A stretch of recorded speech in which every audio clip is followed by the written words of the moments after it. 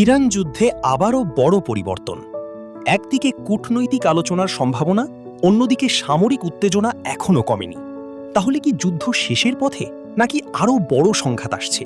চলুন জেনে নিই সর্বশেষ আপডেট।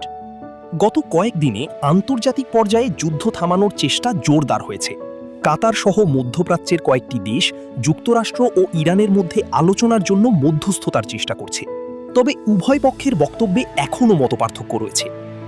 এদিকে পারস্য উপসাগর ও হরমুজ প্রণালীকে ঘিরে উত্তেজনা অব্যাহত রয়েছে। এই গুরুত্বপূর্ণ জলপথ দিয়ে বিশ্বের বড় অংশের তেল পরিবহন হয়, তাই এখানে যে কোনো সংঘাত আন্তর্জাতিক বাজারেও প্রভাব ফেলতে পারে। যুক্তরাষ্ট্রের পক্ষ থেকে বলা হয়েছে কূটনৈতিক সমাধানের চেষ্টা চলছে। অন্যদিকে ইরান জানিয়েছে তারা উত্তেজনা বাড়াতে চায় না, তবে নিজেদের নিরাপত্তা ও সার্বভৌমত্ব রক্ষায় প্রস্তুত রয়েছে। এছাড়া বিভিন্ন আন্তর্জাতিক সংবাদ মাধ্যম জানাচ্ছে দীর্ঘস্থায়ী এই সংঘাতের কারণে সামরিক ও অর্থনৈতিক চাপও বাড়ছে, যা ভবিষ্যতের পরিস্থিতিকে আরও জটিল করে তুলতে পারে। পরিস্থিতি দ্রুত পরিবর্তন হচ্ছে।